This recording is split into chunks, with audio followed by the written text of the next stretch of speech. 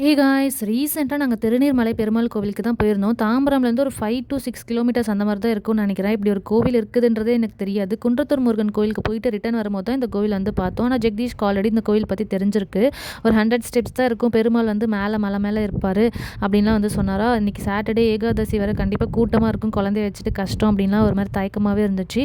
ஆனா 108 திவ்ய தேசத்துல ஒரு திவ்ய தேசம் இது. பார்க்க குடுத்து வச்சிருக்கணும் அப்படி இப்படின்னு நெறைய பில்டப்லாம் குடுத்ததுனால வந்துட்டு ஏற ஆரம்பிச்சது தான்.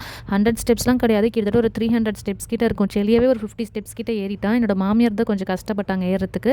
ஆனா வந்து பெருமாள பார்த்தே ஆகணும்னு சொல்லிட்டு எல்லாருமே இந்த வியூ பார்க்கும்போது அவ்ளோ சூப்பரா இருந்துச்சு. அண்ட் பக்கத்துலயே வந்து ஏர்போர்ட் இருந்ததுனால அந்த ஃப்ளைட் லேண்டிங் வந்து ரொம்ப கிட்டயே அப்படி ஃப்ளைட் பார்த்தோம். செம சூப்பரா இருந்துச்சு. கண்டிப்பா வந்து இவ்ளோ ஸ்டெப்ஸ் ஏறி வந்து சாமி பார்த்தது வொர்த்தா இருந்துச்சு.